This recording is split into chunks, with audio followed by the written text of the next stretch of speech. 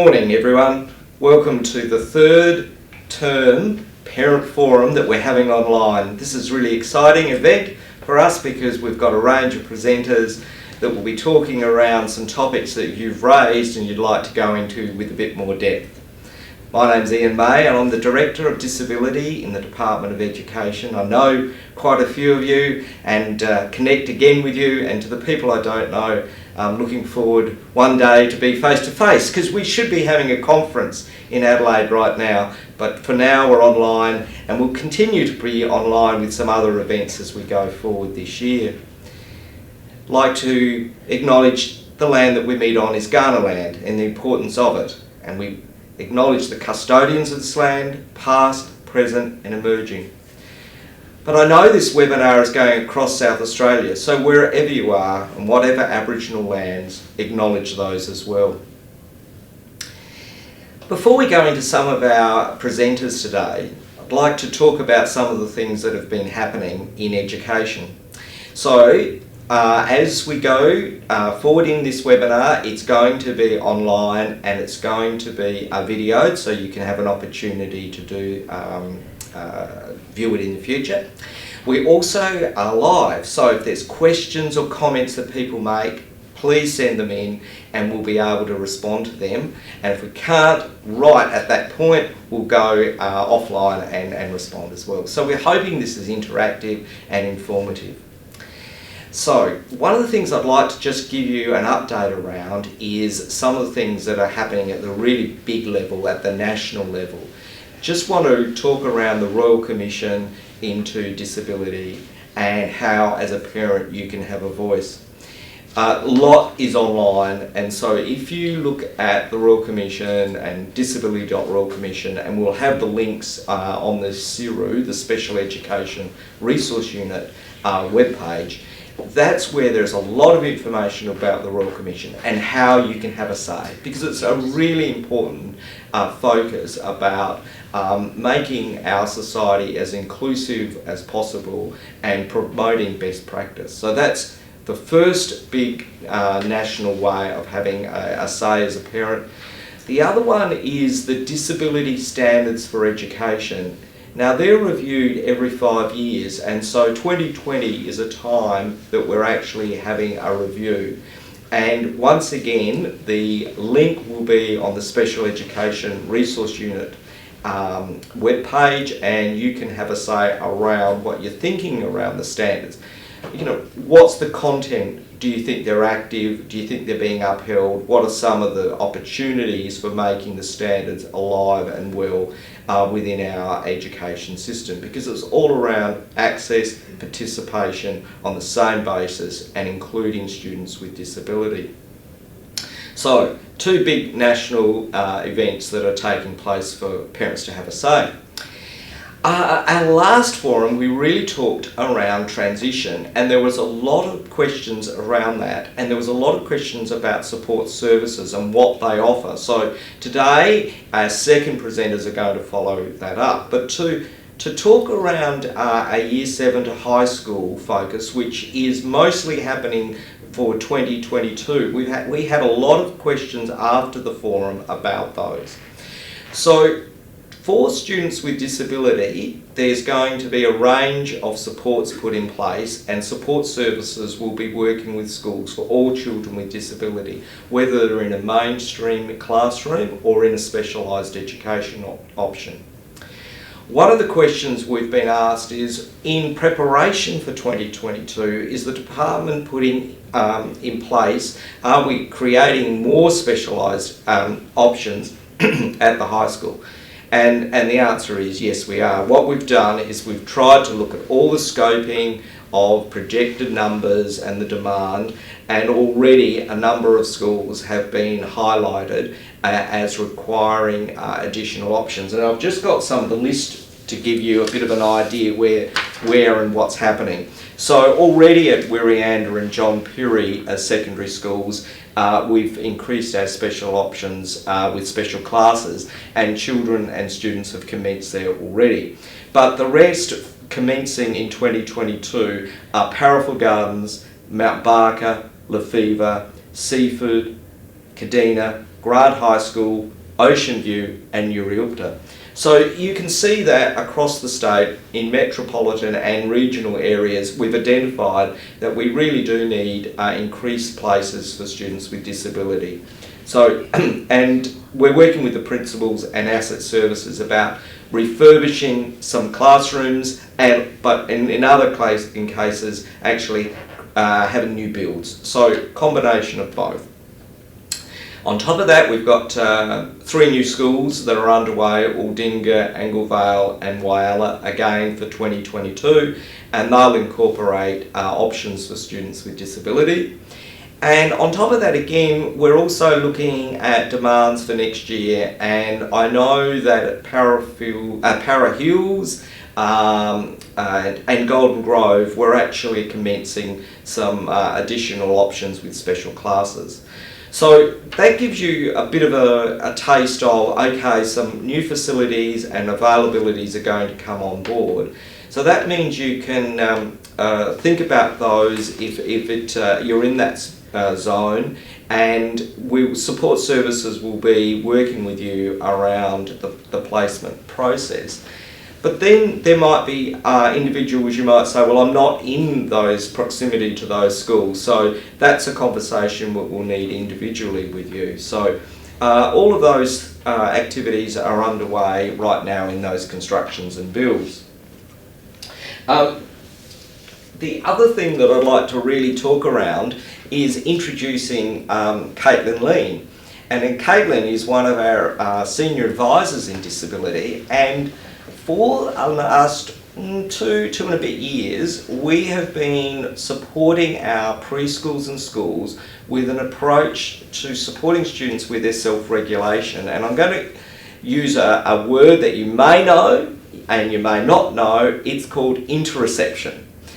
Now, so today we've been going to go and have a deeper dive into interoception, what's happening in some of our schools, and have a discussion with Caitlin all around about it. So welcome very Thank you so much for having me.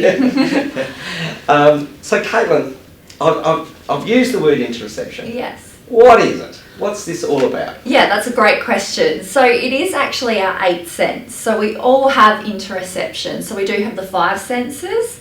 Then our 6th sense is proprioception, so where your body is in space. Our 7th sense is vestibular, so our balance and our movement. And then our 8th sense is interoception. So interoception is the conscious perception of our internal body cues. So all of the body signals we get, and we get thousands a day. So it might be, for instance, the body signals we get when we're hungry. So what body signals do you get when you're hungry, Ian? Well, I didn't know I had 8 senses. Yeah. so that's new learning. That's really good learning. So when I get hungry, I do sometimes hear the rumble. Yes. And I sometimes get maybe a bit irritable at times. Yes, hangry. And I do something about it. Yes, yes. So even we might feel sick in the stomach, we might get a headache. So that's interoception. So identifying those body signals, and from that identifying, we're then able to put that strategy into place. So obviously, once we identify those body signals, we would be able to go and eat some food. So, so it's all of those body signals. Are some children better at identifying interoception than other children? Yeah, so we have noticed, and from all the research, and probably the research is really caught up in probably the last 2 years, but we do have some children that do have that atypical interoception, and they can be children that have autism. So you can have 2 different types of atypical interoception. So you can have a muted state of interoception, so where the child doesn't feel any body signals whatsoever or doesn't feel certain body signals. So some examples of that muted state could be they may not feel pain. So they may have broken their arm but have walked around for a week with a broken arm. Or they might be late toilet training, so they don't feel the body signals telling them that they need to go to the toilet until it's too late. So you might have that muted state, or you might have that heightened state of interoception. So I like to think of it like mini fireworks going off inside your body, and you can't understand or identify what those body signals are telling you. So some examples of that could be, once again, pain. So a child that gets a very small paper cut, for them, it feels really extreme pain. or they might be constantly feeling hungry throughout the day or constantly asking to go to the bathroom. So you can be either that muted or that heightened state, or you might have a blend of both muted and heightened states as well.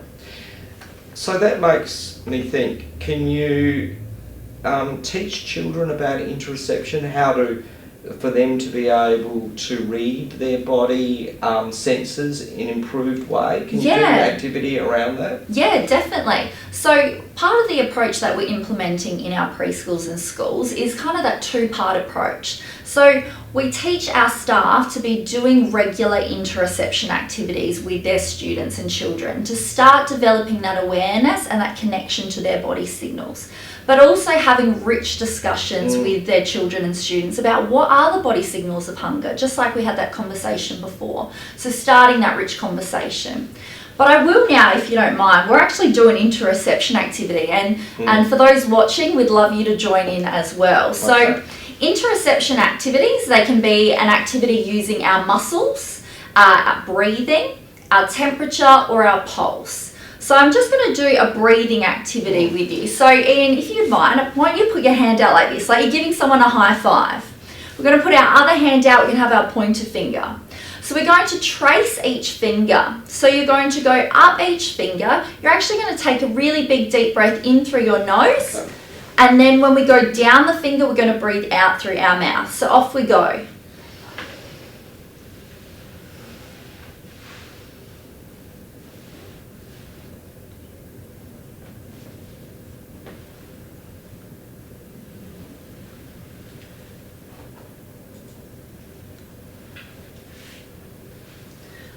Great. So now that we've done it the first time, I'm going to ask you, where in your body did you notice that?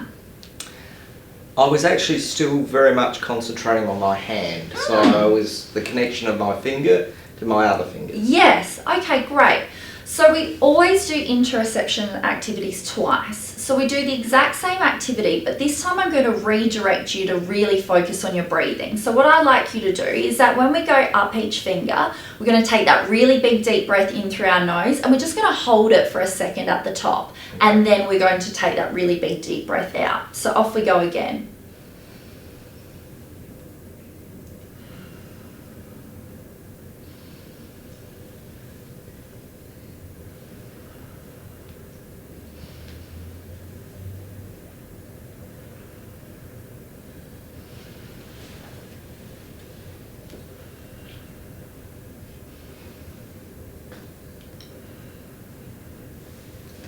Okay, so now we've done it for the second time. What did you notice about your body when we were doing it for the second time?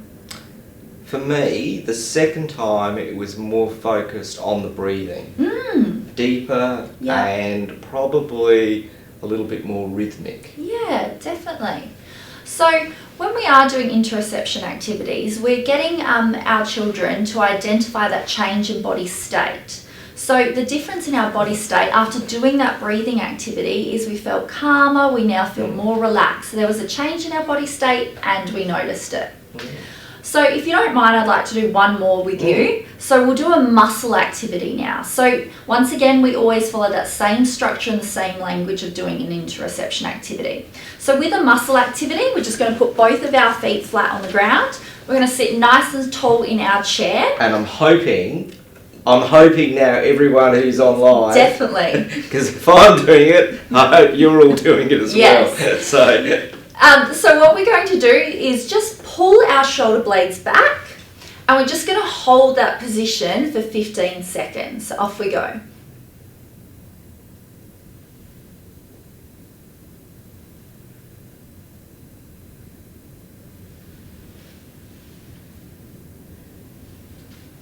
And release. So once again, same structure, same language. Where in your body did you notice that? What body parts? Well, upper shoulders. Yes, upper shoulders. Anywhere else? No, I think I was concentrating on right there. Right That's there. Completely fine. And we all might feel it in different body parts, and that's completely okay. So once again, we always do interoception activities twice. So we're going to do the exact same activity, but this time I'm going to redirect you to really focus on what you notice about your shoulder blades. So once again, pull our shoulder blades back, off we go.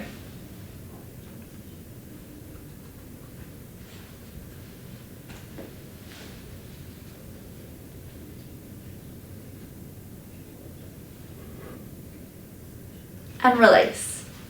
So what did you notice about your shoulder blades? I think they actually went a bit further. So be able to get them a bit closer? A little bit closer. Also felt I sat up probably posture-wise a little bit differently the second time. Great. So once again, we're looking for that change in body state. So when we're sitting normally, our shoulder blades are relaxed, they're not tight, they're not stretched. And when we did that activity, there was a change and we noticed it. So that's how simple and easy the activities are. Actually, they are quite simple, and I'm just thinking that you don't need a heap of resources. No. That they're actually more process than needing equipment around you. Definitely. So, you know, in schools and for families that are at home, like when should you do these sorts of activities? When will they have a benefit for the child? Yes, that's a great question. So probably a great time would be when you first start to notice those first body signals that your child is becoming dysregulated. This is a perfect opportunity to do an interoception activity to regulate your child. You could also do it before you jump into the car for school, before they go to bed, or any of those transition times, before they go to their weekend sport. So any time is fantastic, but definitely the most beneficial is when you first notice those first body signals of dysregulation. Perfect opportunity. And I picked up a word that you said earlier, regular. Yeah. So I'm thinking the frequency of it is an important part of the interoception approach. Yes, definitely. So the more regular you do interoception, they're going to be able to develop that awareness. And that's what we say to our preschools and schools as well. So for a classroom, I'm actually suggesting to teachers they should be doing interoception activities minimum twice a day. Okay. So some schools are having a go at this, aren't they? Yes. And so what is sort of the feedback you're getting from the schools, and the preschools, and any of the parents if they're doing it at home? What sort of comments are you getting? Is it working? Yes. Improving? Or yeah, definitely. So it's very exciting. We now have 242 sites across South Australia implementing interoception, and it's growing by the week. The feedback we are getting from preschools and schools is that it's helping to decrease challenging behaviours, but also for students to identify their body signals, and then they can put a self-regulating strategy into place. So a child might be sitting there and is now able to identify, okay, I'm starting to get that sick feeling in my stomach, I'm starting to sweat. I might be feeling anxious about an upcoming test. I remember from doing interoception that I could do the hand breathing activity underneath my desk, and that's going to help me feel better before I do my test. So that's the impact we've been seeing, and especially we're having the same impact the same feedback from our parents as well, that students are able to have that identifying their body signals and putting something proactive and positive into place. Some schools I know do other programs that may not call it interoception. Like I've visited some schools and do some terrific mindfulness activity, whole school strategies around positive behaviour. So what's the alignment regarding interoception with those sorts of approaches? Other schools may not be calling it interoception. Yeah. And that's the feedback I get from a lot of teachers. They may already be implementing something like this, but they didn't have the name for interoception, but they were doing a strategy like this. And yes, you're right, schools might be doing mindfulness or breathing activities. So this is really easy for them to just tweak and put into that interoception structure. So they definitely might be already doing interoception without calling it interoception. So as we continue to support it as a strategy for improvement of children, we obviously want learning outcomes for children. Definitely. Are you seeing improved results for children? their well-being, their achievement in the curriculum? Yes, definitely. I've just been looking at our data recently. So not only are we seeing improvements in behaviour data, Yes. but we're seeing improvement in attendance data, which is really exciting, engagement in learning, and then obviously learning outcomes as well. So recently a site was saying to me that they've seen improvements in NAPLAN and their PAT data because their students are able to be regulated, which means they're obviously going to be more engaged in their learning, which is really exciting. Yeah, so it's probably part of the whole school strategy about Yes. trying to make a difference for children. And Definitely. That sounds exciting.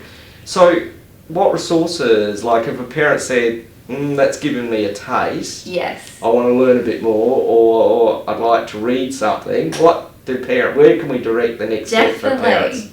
Well, it is really exciting because we've actually launched a parent and caregiver booklet. So this will be your opportunity to read up on interoception, but also have a look at the activities as well. So the activities are a really great structure. They just have a script which you'll be able to read out. There's photos of real children doing the activities, so you'll be able to see that demonstration as well. And you'll also, at the back, we've got some incidental learning activities as well. So if you're baking a cake with your child and you're mixing the ingredients in a bowl, how could you turn that into an interoception activity? So it's all in there for you. So we have put up a link where you'll be able to click and download the brochure. But the other thing that we're more than happy to do is we do have hard copies. So if you email the Siru email address, if you email your address, we'll be actually able to send out to you a hard copy. So you'll be able to have a hard copy like this and be able to implement it with your child as soon as possible. Well, it should be the Royal Adelaide show. Yes. So this is perfect. This is like the giveaway. Exactly, So I showed that. Actually, next year we've got to have a stool. Okay. All right. But we've got some live questions that are being coming through now. So one of the questions is, interoception, can it be used for any age children, like younger, middle, primary, is it suitable for older children? Any gender? Does it?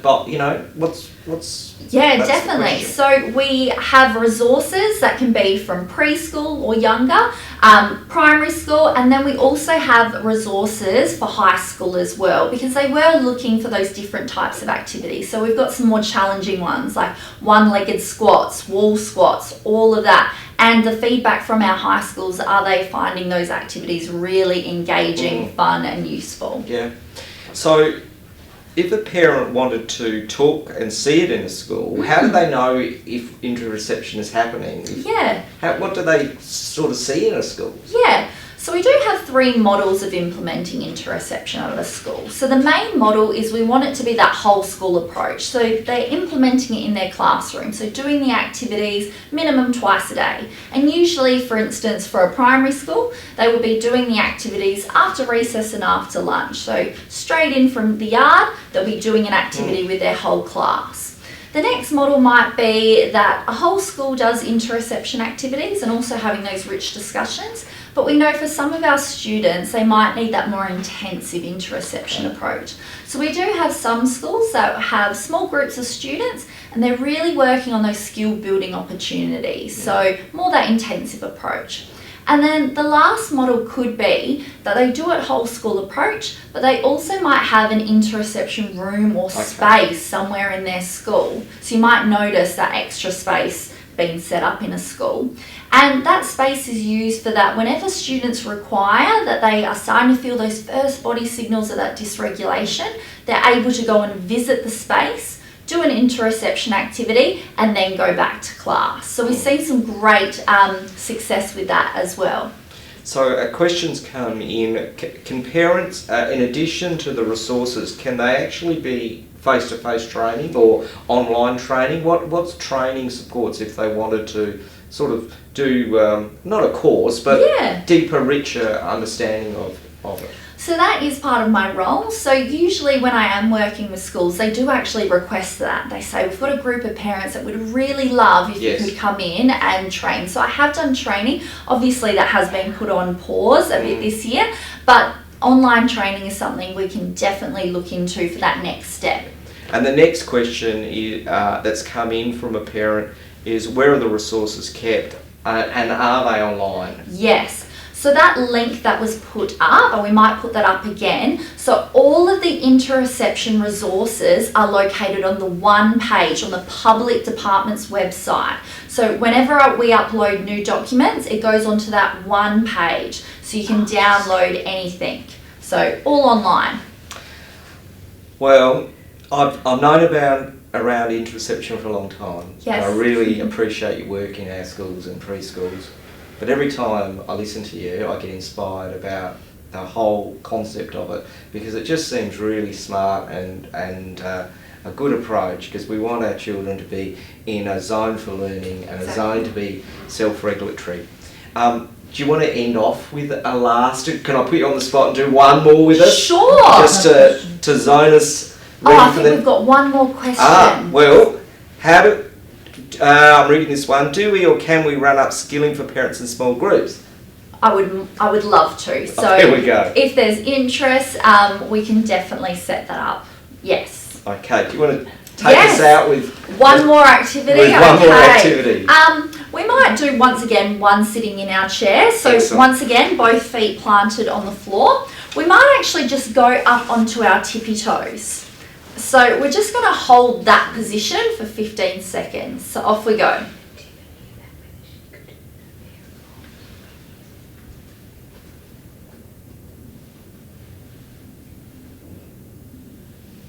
And release. So where in your body did you feel that, Ian? I felt it towards the rear of my leg, calf area. Yes, so did I. So once again, we do it again. Same activity, but this time I'm going to redirect you to really focus on what do you notice about your calf muscle. Okay. So off we go again.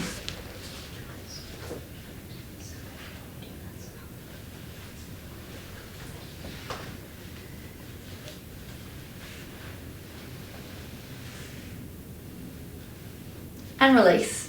So what did you notice about your calf muscles? For me, it was really at the top of the calf. Yes. Like that was probably where I felt it the most intense. And what did it feel like? Was it tight? Tight. Yeah. So great. So once again, we're looking for that change in body state. So when our feet are planted on the ground, they're not tight, they're not that burning sensation you might have got. So there was a change in our body state and we noticed it.